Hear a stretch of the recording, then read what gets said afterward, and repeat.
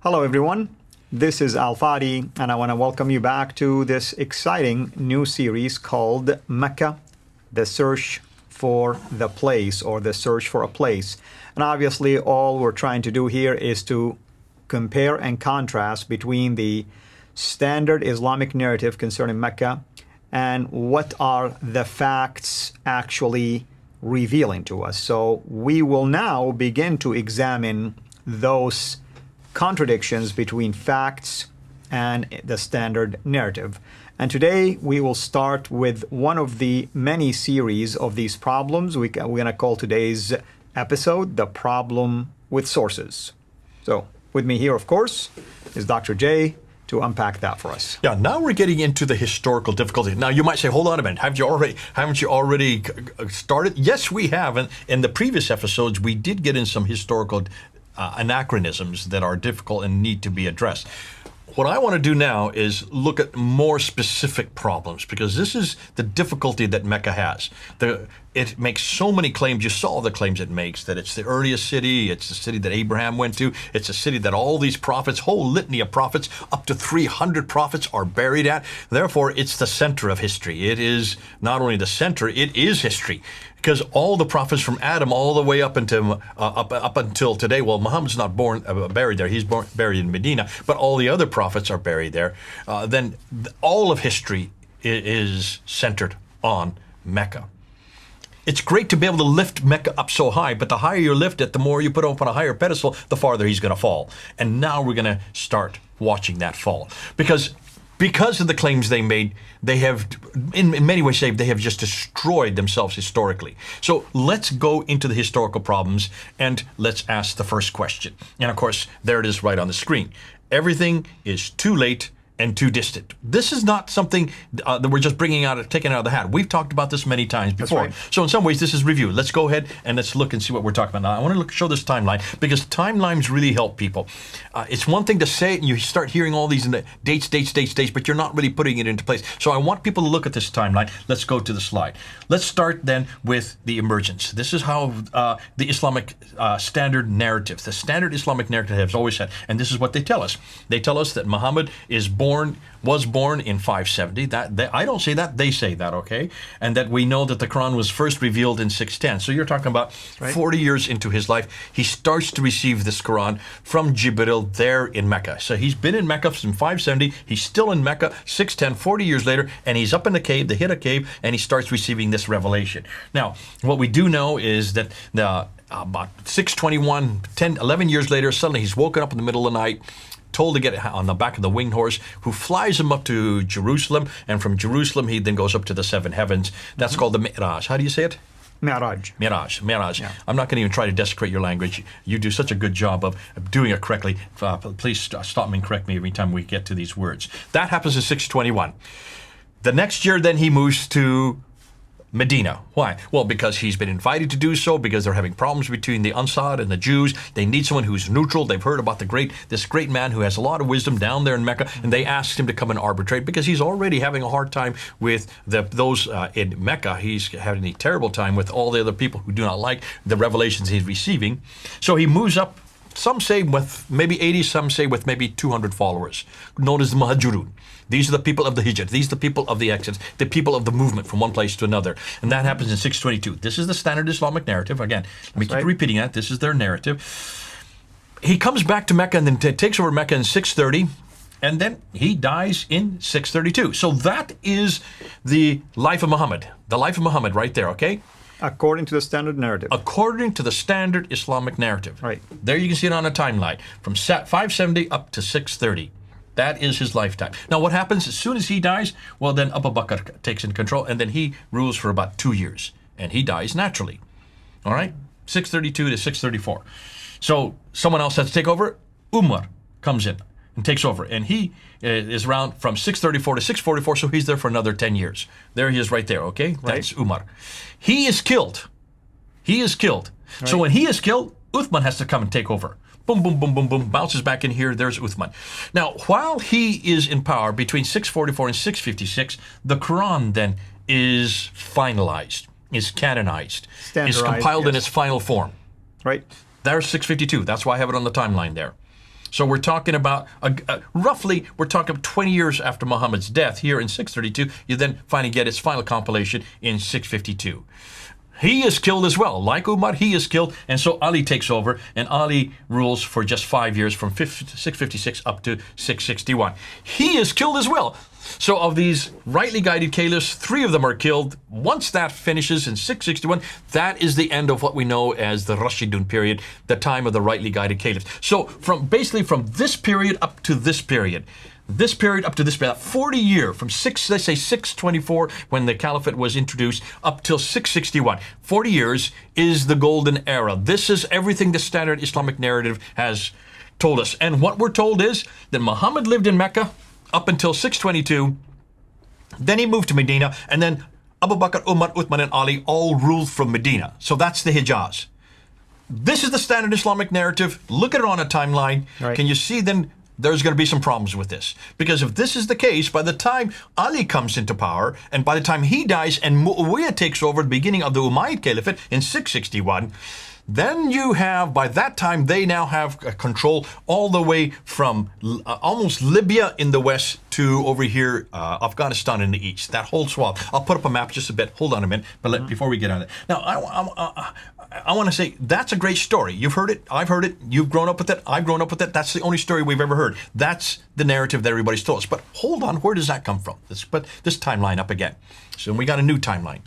This is the Islamic, the standard Islamic narrative. Where do they get all this story about Muhammad? Well, he dies in 632, right? Is that the time this story is put together? You'd like to think so, right? I mean, that's what you would expect, but that's not the case. Okay, you know the answer to this, and I know you don't want to say it right now because we want to look at the timeline again. That's so right. we would hope that the death of Muhammad, there was someone there who saw him die, or there was someone there who was around to write down what had happened when he died. There was someone there who would write the story down, right? That's correct. I mean, at least that's what biographies are all about. At least you write something as an eyewitness. Maybe somebody later will improvise if you wish, but at least you start with an eyewitness account. When Jesus died, was there anybody there to notice that he died? All of the apostles. All of who was standing at the foot of the cross? John was standing at the foot of the cross. Exactly. Did not John write about his death and resurrection? Absolutely. He was an eyewitness to that account. Absolutely. Matthew, Mark, Luke didn't. Okay, he got it from the others, but certainly Matthew, Mark, and the other disciples, they were either at the foot of the cross or they were far away looking at it from a distance, but they were all there when Jesus died. But even Luke, he said he consulted existing already biographies of Christ's Gospels, and he also interviewed eyewitness account. So we have eyewitness account of Jesus' death and of his ministry. Certainly Matthew and John were with him for the last 3 years, so they knew everything he said, everything he did. They were right there. They were privy to everything they saw and everything they heard, right? That's what we would expect of Muhammad, because we're talking about 2,000 years ago. Now we're only talking about 1,400 years ago, 632. Who was there? Well, we know that nothing was written down right after his death. We have the CIRA of the biography. This is the first time we read about him. This guy here, Ibn Ishaq. Look at his date, 765. Muhammad dies in 632. 765. We're talking about 130 years later. Yeah, you can't tell me that somebody lived that long. It's just impossible. Everybody would have talked about that person. That's right. You know good and well that he was not there at Muhammad's death. He was not there to know Muhammad. He's writing a biography that's 130 years later. But hold on a minute. We don't have Ibn Ishaq, do we? No, We because don't most go of to it is Ibn lost. Ishaq. We go to this guy here. Ibn Hisham. Ibn Hisham. We go to this guy here. Take a look at this. Look at his dates, 833. We have nothing from Ibn Ishaq at all. That's why I put him in light yellow. I put him in light green. So let's get rid of him, okay? Bingo. Let's just get rid of him. Why? Because we don't have him. Right. Throw him out. And let's go to Ibn Hisham. So Ibn Hisham is the first to write down the CIRA to Rasulullah, which would be the biography of Muhammad.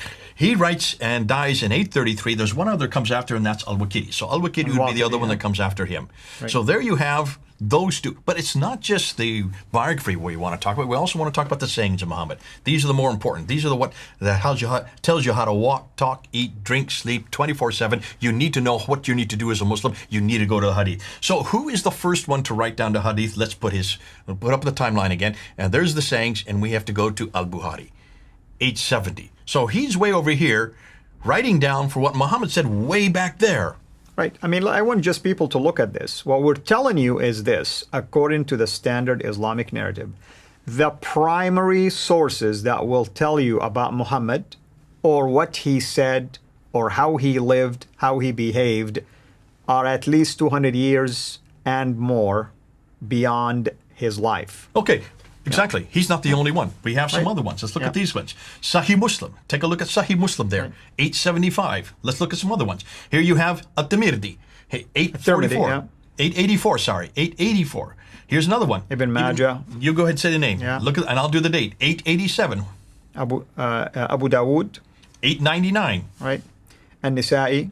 915. These are the 6 major compilations of the hadith. These are the most authoritative According ones. to the Sunni, of course, according to the edition. standard Islamic narrative. Right. These are the ones you have to go to understand what Muhammad said. These 6. The first is Al-Bukhari, 870. I want everybody to visualize this, 870. But we still have 2 more genres of the standard Islamic narrative, the Islamic traditions, that we need to go to. And that would be the tafsir and the tahriq. I have them in brown because they are a different genre. And who is the first to write that down? The first guy to come up with that material is Al-Tabari, 923. 923. Look at that. Everything that you hear about the tafsir, like Badawi, Zamakhshari, Suyuti, and all these others, they come after 923. And the tahriq, the histories, they come after 923. He is the first to write this down. Now, why is that important? Well, let's look at the dates. Look at the years. Can you see I've got it right there? Right, yeah. So people can see it right there also. 201 years between Muhammad's death and the time that Ibn Hisham writes about that death. I mean, people can ask 200 years. yourself, can you truly believe there was an eyewitness that survived that long? So before we even do that, we need to talk about where this was introduced. Now, we already talked about the 201 years that are up there. Right. What's the first time we hear Muhammad's name introduced? Well, this is the guy that we need to go to. We've said this many times. You have done it before, and his name is Abdul Malik. Abdul Malik, the caliph between 685 and 705, is the first one to introduce his name. He introduces it on the coins, he introduces it on the Dome of the Rock, and he introduced it on the caliphal protocols. Right. The coins and the protocols are all being created there in Medina. Of course, the Dome of the Rock is in Jerusalem. So it's been introduced in 692. If in 692, take a look at the timeline again, and you see that's 141 years after Abdul Malik even introduces the name that finally we hear about who he is and what he did, right? Right. But Abdul Malik, we don't have anything written from Abdul Malik's age. We need to go back and find out who is the one that actually introduces the narrative about him. And the people who introduce the narrative about him are the Abbasids.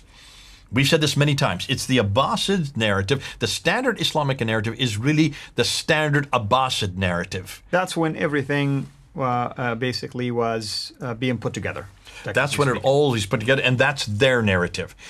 They've had 84 years before they finally get it written down. They come into power in 749. It's not till 833 that they finally get his biography down. It's not till the 870, that is 120 years later, that they finally get his sayings.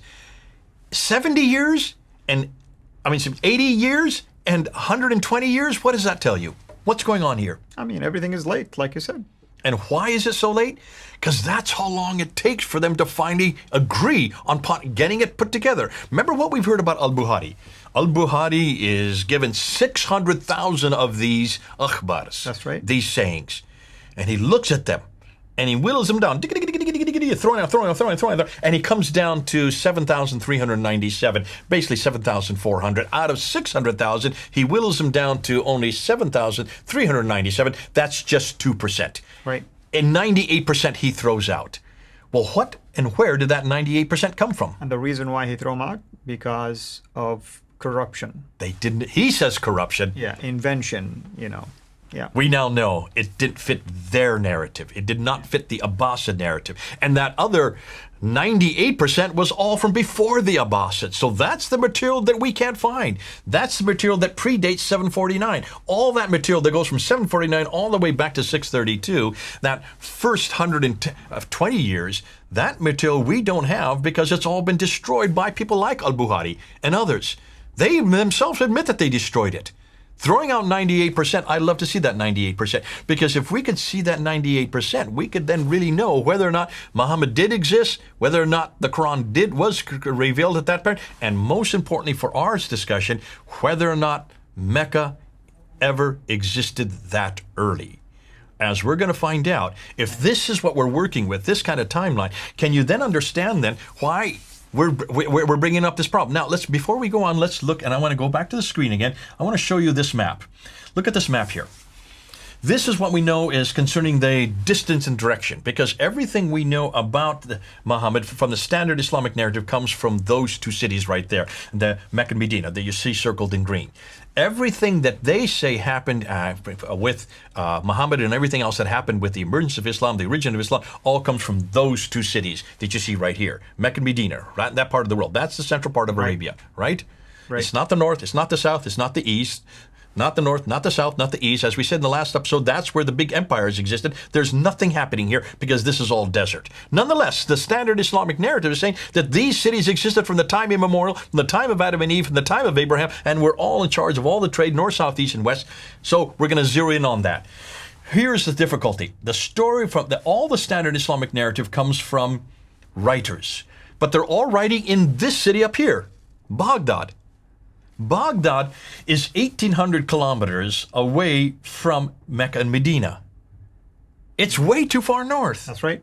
It gets even worse than that. Geographically speaking, it's further away from the supposed epic center of Islam. We talked about Ibn Hisham, the first to write down the CIRA. He was born in Basra, right? Born in Basra, but he grew up in Cairo, which is over here. So he grew up in Cairo. And then he did all his work up in Baghdad. So Cairo is 1,600 kilometers north. Basra is 1,800 kilometers north. Baghdad is 1,800 kilometers as well. Can you then understand why suddenly everything that we know about the standard Islamic narrative, where it's been put together, where it's been compiled, is thousands of kilometers away? And Baghdad was the capital for the Abbasid dynasty. That Baghdad was a capital, and it became the capital in the mid-8th century. Before that, it was called Ctesiphon. Ctesiphon is the Astafan, and then they is the Persian name. Yes, exactly. For what used to be the Persian from the the Sassanian times. So that's just for the CIRA. Let's go to Al-Bukhari. He's called Al-Bukhari because he comes from Bukhara. That is Uzbekistan. That's right. That is Uzbekistan. How far is that from Mecca and Medina? That's a good 4,200. That is thousands of kilometers away. That's where he grew up. That's where he did his work, but that's where he grew up. He was nowhere near Mecca and Medina when he grew up or when he did his work. Let's do the tafsir and the tahriq, and that's from Al-Tabari. Look at where Al-Tabari, he grew up here in Tabaristan, which is today Iran. That's right. So Iran, Uzbekistan, Iraq, Egypt. Notice what you see with those red dots. What a coincidence. Tabaristan is 2,800 miles away. Conclusion, none of the traditional writers lived or worked in Mecca or Medina. They were too far to the north of Mecca and came from the west and east of Baghdad.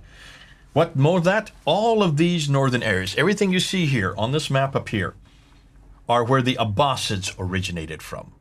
Let's do one other thing. I want to look at this problem with this northern hegemony. So let's look at the next map. This northern hegemony, when you look at the Islamic traditions, so the Islamic traditions say it all happened in the Hijaz, yet all the writers of the traditions work in Baghdad. You can see that, and they come from, they work in Baghdad, though they come from these other cities, so I'm putting them up on the map there. You can see visually. Note all of these northern areas are where the Abbasids originated from, where all the red circles are. That's where they originated from.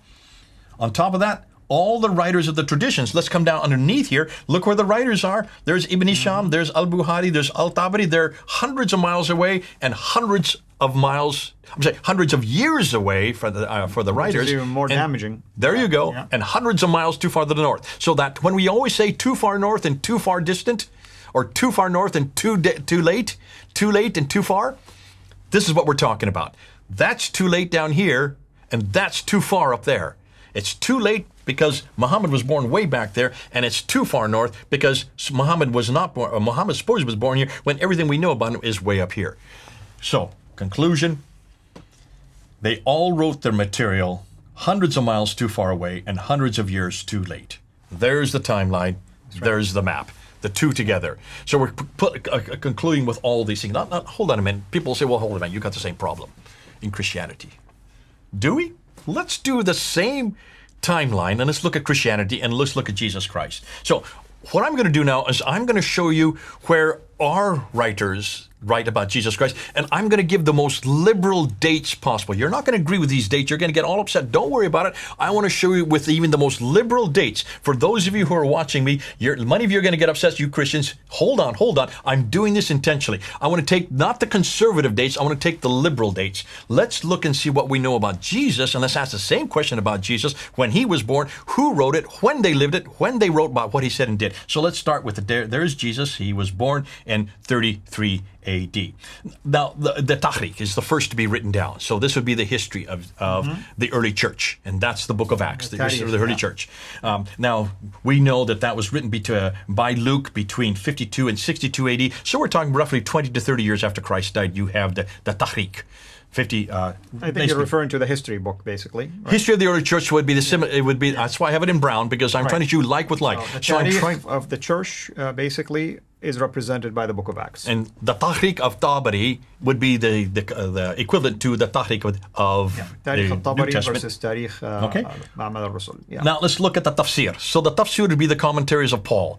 Paul begins to write within 15 years of Christ's death, and then continues up until 65 AD. So that's within 15 to 34 years of Christ. You have the tafsir. The tafsir of al-Tabari would be corresponding to the tafsir of Paul. Paul is the one who then unpacks what Jesus said in all of his letters in the different cities. Then we get to what Jesus actually did. Well, then you need to start with Mark. Let's start with Mark, and let's put him at 70 AD. I know some people are going to get upset with me. I'm looking at the most liberal dates. 70 AD is when the CIRA, which would be the biography of Jesus' life, and the Hadith, which would be the sayings of Jesus, were first written down by Mark. That's within 37 years of Jesus' death. And then you have Matthew and Luke, which would be the other two Gospels, written around 80 AD. So that's the CIRA and the Hadith. Now, so we have three Gospels of Mark, Matthew, and Luke, written within 37 to 47 years of Christ's death. And then finally, we have the Gospel of John, which would be the last CIRA and the last Hadith, written about 90 AD. So within 57 years of Christ's death. Again, I mean, some might jump in right now and watch this, and I know we're going to get a lot of hate mail, hate comments. We're giving you the most liberal dates out there just to make our point clear. That's what we're doing. We're trying to show you. Yeah. And listen, I don't agree with these dates necessarily, but they're all before 90 AD, That's okay? Right. If we can all agree on that, they're all before 90 AD. And they Christ see the died in conservative 33 AD. dates in the brackets. They can see them. Okay. So within 29 to 57 years of Christ's death, we get the entire New Testament written down. All right, within 30 to 60 years, let's just say roughly 30 to 60 years, we get the entire New Testament written down. Note, and take note of this, all of the New Testament writers, whether it is Luke or Paul or Mark or Matthew or John, all of them were writing in the same place Jesus lived. That's right. I mean, that's the main point. They were eyewitness, basically, to what he has done. Peter makes that case in 2 Peter chapter 1, starting from verse 16. They're not writing hundreds of miles away. That's right. See, if they were writing hundreds of miles away, in comparison to what we now know about the writers who wrote about Muhammad's life and what he said, they would have to be living way up in Turkey. None of them lived way up in Turkey. They lived in Palestine. They lived where Jesus lived. They actually were in the same towns, the same cities. They were with him for 3 years. At least two of them were, okay? That's the first thing. They either knew him personally or they got the material from others who saw what he did and heard.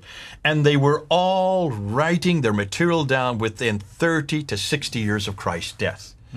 Now, can you then understand why the scholars have such a problem with the traditions of Muhammad? Because everything they say concerning Islam's late date, everything they know about Islam, everything they know about Mecca, did not exist in the 7th century at all, but evolved over a period of 200 to 300 years.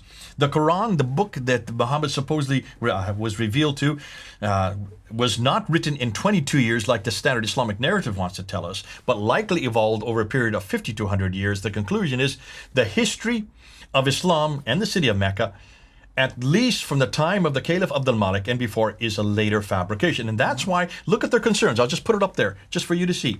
Look at their concerns. Why in the world did it take so long to write this down? Why is it no one actually lived in Mecca to write about it in Mecca? That's right.